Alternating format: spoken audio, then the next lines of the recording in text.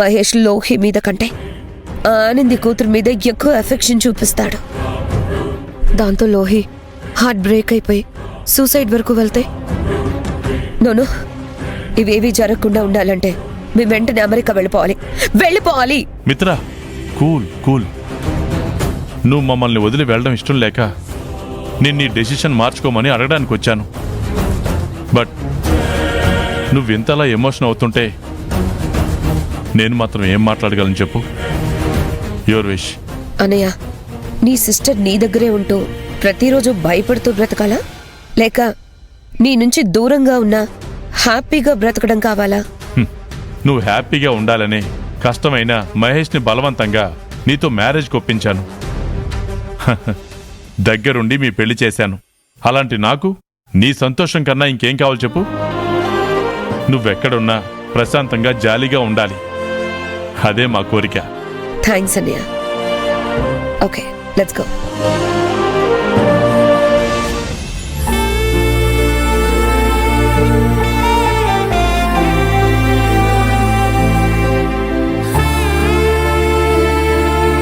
వదినా, వెళ్ళొస్తాను. ఒక్క నిమిషం మిత్ర.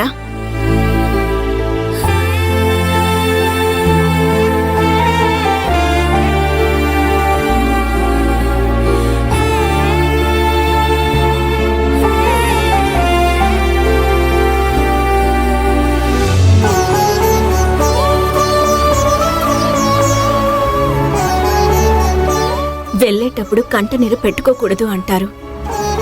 అందుకనే కంట్రోల్ చేసుకుంటున్నాను. లేకపోతే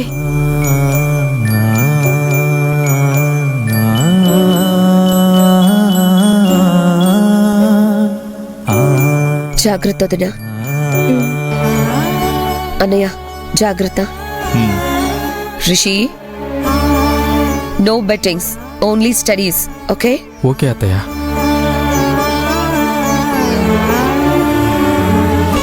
అన్నయ్య, నువ్వేం మాట్లాడవా? మాట్లాడితే మాట వింటారా? లేదుగా. మహేష్, టైం అవుతుంది, వెళ్దామా?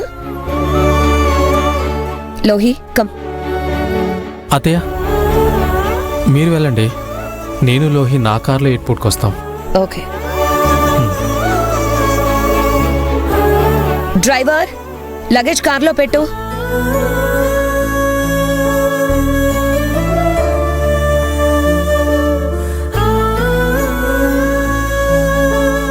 మహేష్, పద.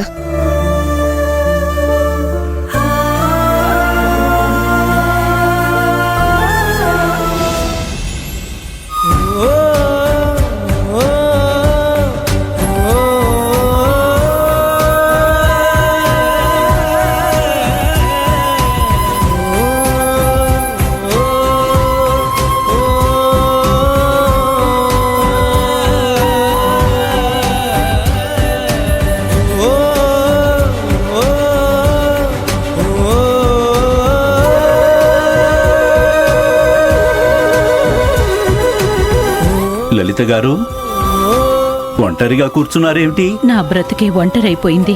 ఇక్కడుండే అందరి బతుకులు అలాంటి బతుకులేనమ్మా. కాకపోతే ఇక్కడ కొంతమంది ఇష్టపడొస్తారు, మరి కొంతమంది కష్టాలు భరించలేకొస్తారు. కష్టాలా? అవునమ్మా, ఇంటి దగ్గర ఉండలేక. అంటే? అదేంటమ్మా, మీ కష్టం అంటే ఏంటో తెలీదా?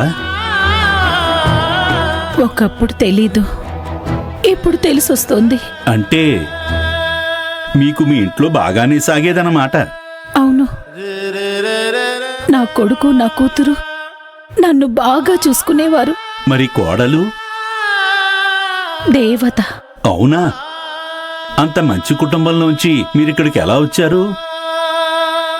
నా నోట్లో నేనే మట్టి కొట్టుకున్నాను. నా తలరాతని నేనే మార్చుకున్నాను. అందుకే నా బ్రతికిలా తయారైంది. మీ విషయాల్లో అతిగా తలదూరుస్తున్నాను అనుకోకపోతే ఒక ప్రశ్న అడగచ్చా అమ్మా? అయ్యో, అదే మాట, అడగండి. అంత మంచి కొడుకు కోడలు కూతురు ఉండగా మీకీ పరిస్థితి ఏంటి? చెప్పానుగా, దేవుడు మనిషికి 4 సమస్యలిస్తే మనుషులు అజ్ఞానంతో మరో 64 సమస్యలు చేతులారా కోరి తెచ్చుకుంటారు. నాది అదే బాబతు.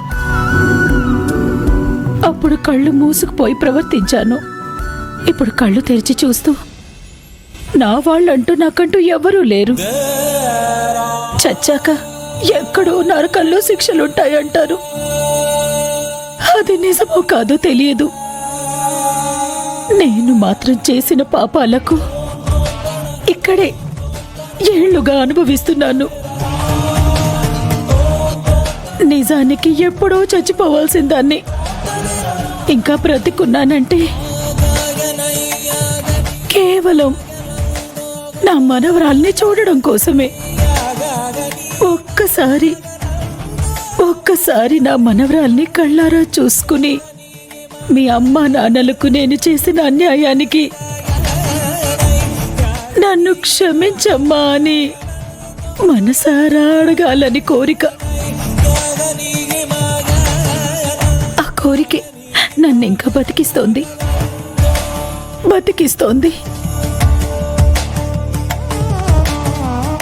మీ కోరిక తప్పకుండా తీరుతుందమ్మా.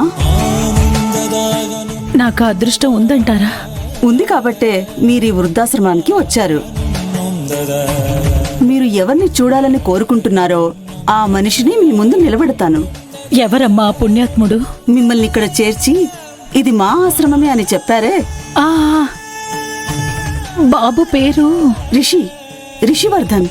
ఆ, ఆ రిషి గారి మామయ్య గారు స్థాపించిందే ఈ ఆశ్రమం. అవును, ఆ పెద్దయ్య గారి మనసు వెన్నపూసలాంటి మనసు.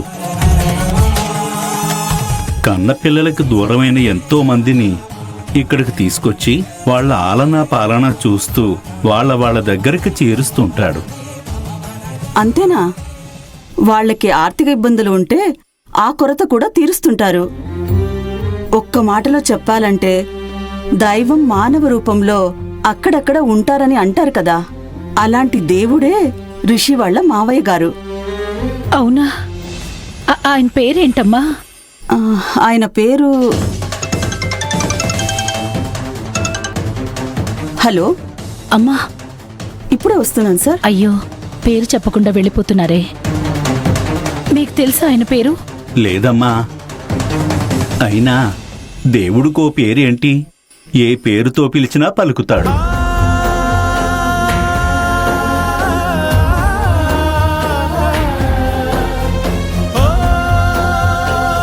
అమ్మా ఆనంది, చనిపోయిన నిన్ను ఎలాగో చూసే భాగ్యం నాకు లేదు.